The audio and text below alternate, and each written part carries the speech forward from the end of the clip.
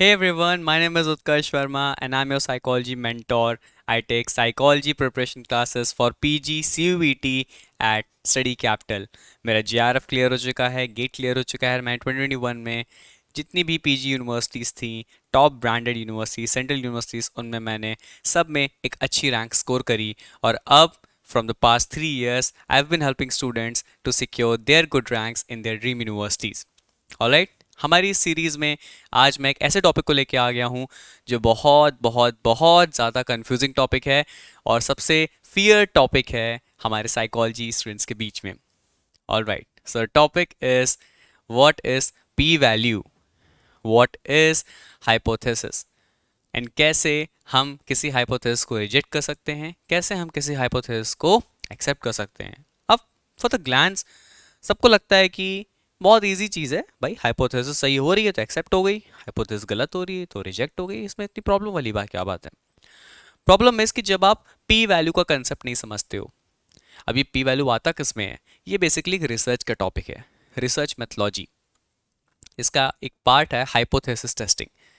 अब hypothesis testing एक ऐसा पार्ट है जिसमें हर एक बच्चा डरता है, और स्पेसिफिकली आई से रिसर्च एक ऐसा पार्ट है साइकोलॉजी में जिसमें हर एक बच्चा डरता है। Okay, so research methods are my speciality, specially stats. तो ये सारी की सारी चीज़ें मैं अपने बैच में बहुत ही ज़्यादा प्रिसाइज और इजी टू अंडरस्टैंड वे में कवर करता हूँ। मेरा new batch 11th of December से स्टार्ट हो रहा है। If you wanna get enroll in this batch and you want to remove this fear of starts, fear of research, then you can join my course. All the information is present in your description. Alright, शुरू करते हैं hypothesis testing से। What is hypothesis? पहले हम hypothesis जान लेते हैं क्या होता है, कितनी तरह की होती हैं, फिर हम आ जाते हैं सीधा अपने पी वैल्यू पे। क्योंकि अगर मैं बीच का सब कुछ समझाने लगा तो बहुत बड़ा वीडियो हो जाएगा और आई एम श्योर उसकी उतनी ज़रूरत भी नहीं है। तो अगेन इस वीडियो में आप लोग बहुत कम टाइम में एक ऐसी चीज़ सीख लोगे जो मैं भी आप बहुत टाइम से सीख ना पा रहे हो। बहुत सारे आपने वीडियोस, रिसोर्सेस रेफर कर रहे हो, बट मे भी उस चीज़ को फील ना कर पा रहे हो। हाइपोथेसिस क्या होता है? हाइपोथेसिस होता है एक टेंटेटिव आंसर, एक ऐसा पॉसिबल आंसर जो मिल सकता है हमें, but we are not sure yet. Let's say क्या अभी बाहर रात है जो मैं वीडियो बना रहा हूँ, इट्स प्रोबेबली 3 AM। ओके, मैं इस वीडियो को रिकॉर्ड कर रहा हूँ। सो क्या अभी बाहर रात है? Yes it is. हमने कैसे कंफर्म किया? We watch the watch, it's 3 AM, मतलब बाहर अंधेरा है।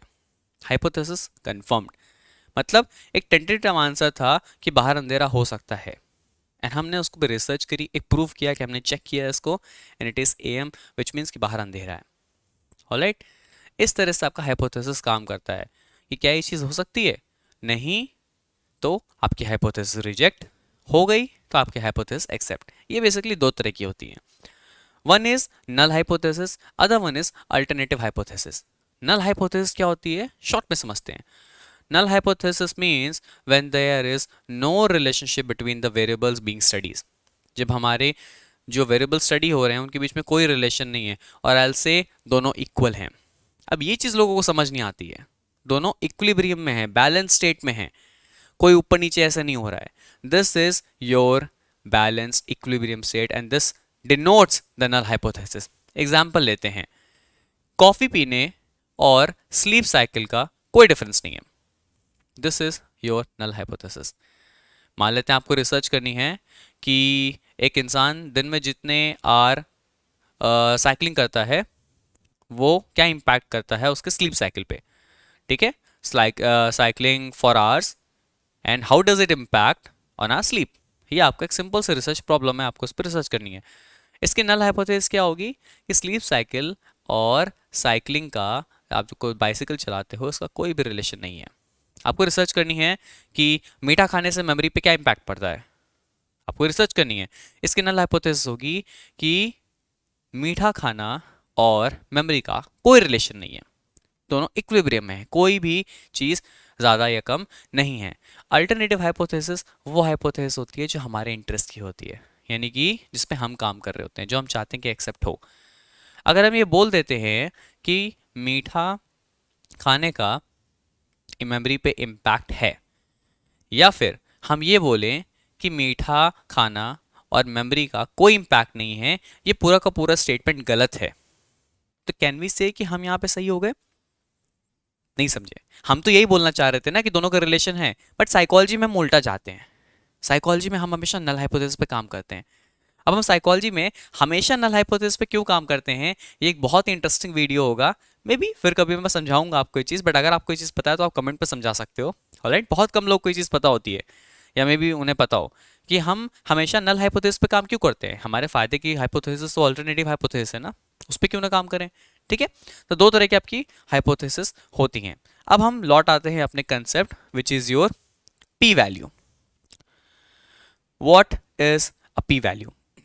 तो पी वैल्यू बेसिकली एक ऐसी वैल्यू होती है जो प्रोबेबिलिटी देती है कि आपकी नल हाइपोथेसिस क्या सही है। नल हाइपोथेसिस सही होने का मतलब आपका एक्सपेरिमेंट, आपकी रिसर्च फेल हो गई। नल हाइपोथेसिस यही बताता है कि आपकी रिसर्च फेल हो गई है, यानी कि आप जिस चीज़ पर टेस्ट कर रहे थे उसमें कोई डिफरेंस नहीं आया। आपने बोला कि आपने एक बाम बनाया है जो हेडेक कम करेगा, बट उसने नहीं किया। Null hypothesis accept. क्यों? क्योंकि नल हाइपोथेसिस थी कि बाम का और हेडेक का कोई रिलेशन नहीं है। बिल्कुल एक्सेप्ट हो गया, कोई रिलेशन नहीं है, आपकी रिसर्च फेल। ये आप नहीं चाहते हो। तो आप हमेशा चाहते हो कि आपकी नल हाइपोथेसिस रिजेक्ट हो। तो पी वैल्यू एक ऐसी वैल्यू होती है आपकी रिसर्च में जो ये बताती है कि क्या आपकी नल हाइपोथेसिस एक्सेप्ट हो रही है या क्या आपकी नल हाइपोथेसिस रिजेक्ट हो रही है। ये बेसिकली बताता है कि आपका क्या रिजल्ट जो आ रहा है वो कहीं तुक्का तो नहीं है। अगर तुक्का है तो हमारी रिसर्च फेल मानी जाएगी। Really sorry for disturbance. Okay, अपने आप को प्लीज संभाल के रखना, बहुत ऐसा मौसम चल रहा है। ऑलराइट, मैं बंद रूम में हूँ, मैंने इसीलिए हाफ टी शर्ट पहन रखी है। दैट डजंट मीन कि मैं ऐसा हीरो बन रहा हूँ। ठीक है, ऑलराइट। अब पी वैल्यू कैसे होता है, क्या होता है, समझते हैं एक ग्राफ से। आप लोग इस ग्राफ को देखो, ये वन टेल टेस्ट का ग्राफ है। अब वन टेल टू टेस्ट क्या होता है, सिंपल से समझो। अगर मैं बोलता हूं कि कॉफी पीने से नींद पे इंपैक्ट पड़ेगा, ये टू टेल टेस्टिंग होती है। अगर मैं बोल रहा हूं कि कॉफी पीने से नींद कम आएगी, नींद कम आएगी, ये वन टेल टेस्टिंग है। डिफरेंस क्या होता है, टू टेल टेस्टिंग आप जब कर रहे होते हो तो आपके रिजल्ट किसी भी डायरेक्शन में जा सकते हैं। इधर they will go in a positive direction कि कॉफ़ी पीने से नींद ज़्यादा आती है, या फिर कॉफ़ी पीने से नींद कम आती है। कोई एक डायरेक्शन आप स्पेसिफाई करते हो, पॉजिटिव या नेगेटिव। ये वन टेल होता है। टू टेल टेस्टिंग को हम लोग नो टेल टेस्टिंग या विदाउट टेल टेस्टिंग भी कहते हैं। टू टेल का मतलब दोनों साइड आपके रिजल्ट जा सकते हैं। जैसा आपने बोला कॉफ़ी पीने का नींद पे इम्पैक्ट होता है। अब क्या होता है, ज़्यादा होता है कम होता है, वी डोंट नो, हमने ये बोल दिया होता है। तो ये इस तरह की टेस्टिंग होती है टू टेल टेस्टिंग। तो हम यहाँ पे एक एग्जांपल लेते हैं कि वन टेल टेस्टिंग में हम ये देखेंगे कि पी वैल्यू का क्या मतलब होता है। हम जो लिखते हैं कि P less than 0.05, hence our result has been accepted, या फिर null hypothesis can be rejected. इसका मतलब क्या होता है, इसके लिए आपको पहले ये समझना पड़ेगा कि ये 0.05 लेवल क्या होता है। इसको हम बेसिकली बोलते हैं अल्फा लेवल। अब अल्फा लेवल क्या होता है, अल्फा लेवल आपका वो लेवल होता है जो आप बेसिकली सेट करते हो एज अ रिसर्चर। आप बोलते हो कि 100 में से अगर 5 बार मेरे से गलती हो जाए तो भी ठीक है, साइंस आपको अलाउ करेगा कि आपकी रिसर्च सही मानी जाएगी। अगर आप अपना अल्फा लेवल सेट करते हो 0.06 का, तो मतलब साइंस के अकॉर्डिंग आप ये बोल रहे हो कि अगर आपका एक्सपेरिमेंट 100 में से 96 बार, सॉरी आपका एक्सपेरिमेंट 100 में से 94 बार अगर सही हुआ तो आप बोल दोगे कि आपका एक्सपेरिमेंट सही है। अगर 93 बार भी वो सही हुआ, एक से रह गया, तो आप बोलोगे कि आपका एक्सपेरिमेंट फेल हुआ। तो अल्फा लेवल ये बताता है कि आप कितने अमाउंट ऑफ मिस्टेक कर सकते हो। 0.05 का मतलब है 5 बार आप मिस्टेक कर सकते हो, साइंस आपको अलाउ कर रहा है। 0.06 का मतलब है कि आप 6 बार मिस्टेक कर सकते हो 100 में से, परसेंट के फॉर्म में, राइट। तो अल्फा लेवल आपका एक मिस्टेक का बाउंड्री बताता है। अब एज अ नॉर्मल रिसर्चर हम हमेशा चाहेंगे कि हमें जितना मैक्सिमम रिसर्च का गलती मिल चुकी है हम उससे कम रहें। हमें साइंस ने बोल रखा है कि देखो ऐसा है, आप 6 बार गलती कर सकते हो, तभी तक हम मानेंगे। तो हम कोशिश करेंगे कि हम अपनी गलती 6 के अंदर ही रखें। Which brings us to a important concept कि एज अ रिसर्चर हम हमेशा चाहते हैं कि हमारी पी वैल्यू कम से कम रहे, हमारी पी वैल्यू कम से कम रहे। अल्फा वैल्यू हमने रिसर्च के पहले सेट कर दी, हमने डिक्लेयर कर दिया कि 5% हमारा सिग्निफिकेंस लेवल है, अल्फा लेवल है। दैट मीन्स हमारा एक्सपेरिमेंट का जो भी रिजल्ट आएगा अगर उसमें 5% से ज़्यादा गलती आ रही है तो हम बोल देंगे हमारा एक्सपेरिमेंट फेल हो गया, हमारी रिसर्च फेल हो गई, नल हाइपोथेसिस एक्सेप्ट हो गई कि कोई डिफरेंस नहीं है। हमने 5% कर दिया। मान लो हमारा जो आंसर निकल के आया वो निकल के आया 4%। हमने क्या बोला था कि 5% तक गलती अलाउ हम कर रहे हैं, हमारा 4% ही गलती हुई, दैट्स अ गुड थिंग, हमने अच्छा किया, मतलब हमारा एक्सपेरिमेंट सक्सेसफुल हो गया। यानी कि आपकी पी वैल्यू जब तक आपके अल्फा वैल्यू से छोटी रहे या उसकी बराबर रहे, ये आपके लिए अच्छी बात होती है। ओके, तो इस चीज को आपको समझना पड़ेगा। अब इस चीज को मैं फिर से बोलता हूं, पी वैल्यू बेसिकली बताती है कि आपने कितनी गलती करी। अगेन ये मैं सिर्फ आपको समझाने के लिए बोल रहा हूं कि आपको ये कंसेप्ट फील हो सके।